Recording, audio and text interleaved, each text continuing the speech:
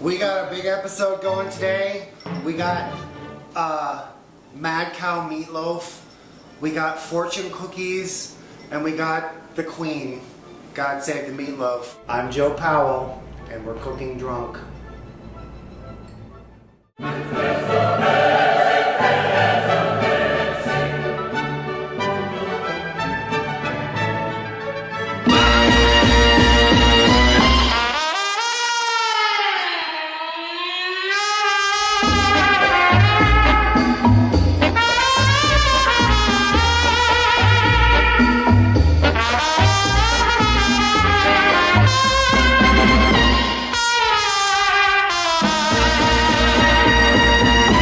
Today we're gonna make Mad Cow Meatloaf.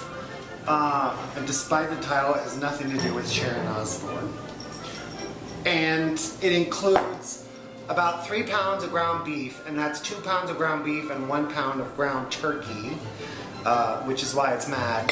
We got breadcrumbs, we got a little maple syrup, we got 2 eggs, we've got some butter, some freshly chopped garlic, we've got a little bit of Worcestershire sauce, and we have our special spice mix. This has about 13 different spices. It's got some ground up carrots and all kinds of hippie shit. So let's get started. So we're sauteing up the onions, the garlic, some butter, which I mentioned. And I didn't mention red wine. We're sauteing that up because it just has a better flavor when you saute it, and that's what we're doing. So while that's happening, I thought we'd read a couple of fortune cookies from the Chinese food that I ordered last week. If you go fishing, your catch will be plentiful.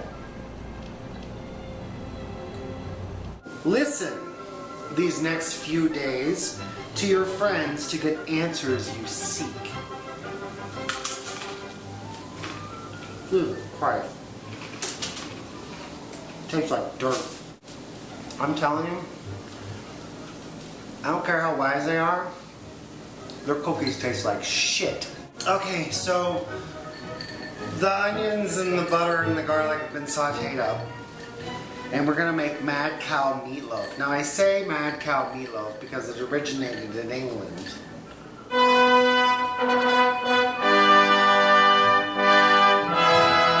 funny film.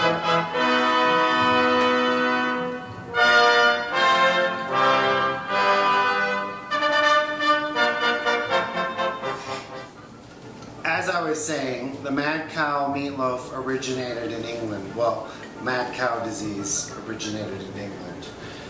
And it makes me think of the Queen. Despite all the money she has, consistently looks like she's wearing a bed in a bag. So once, oh God, once the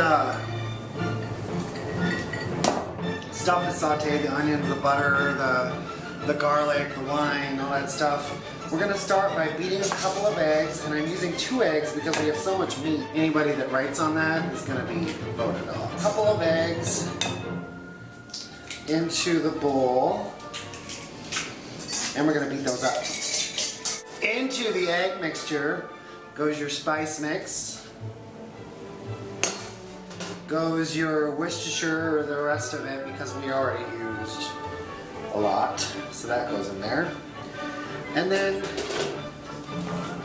your meat. About the Queen of England that goes on a game show called 20 Questions. They put her into an isolation booth, and the announcer announces to the audience, the answer to today's question is a horse's cock. And it flashes across the screen. So they bring the Queen out of the isolation booth. The announcer says, "All right, Your Majesty, you've got 20 minutes and 20 questions. You know the rules. You may begin." "Is it bigger than a bread box?" No. "Can you put it in your mouth?" Well, I suppose so." "Is it a horse's cock?" Sorry. It's not that funny. You want to mix your egg and meat together, and then we're gonna add some other stuff.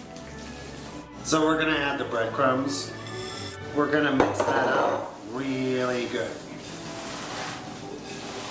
Yeah. Horse's cock!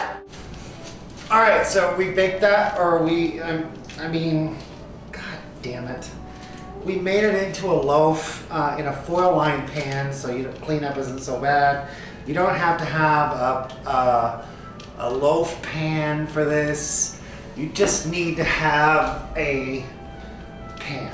So we're gonna bake this at 350 degrees for 1 hour or until it's 160 degrees in the pan. Okay, so our meatloaf is barely 140 degrees, and that means that it needs to cook more. But in the meantime, I made up a glaze from ketchup, a little wine, a little Worcestershire sauce, some maple syrup, and some salt and pepper. And we're gonna pour that on. Oh yeah. Oh shit. We're gonna stick that back in the oven for another 20-30 minutes. We've been about 40 minutes so far, and it usually takes an hour or a little more. Right, Bentley? Bentley? Bentley? Put it down. Down. So we're waiting for that to cook a little bit longer. And I'm reminded of my friend Jen Sheehan. Your valet driver farted in my car. And we're waiting for the meatloaf to loaf a little bit more. And then we're gonna pull it out.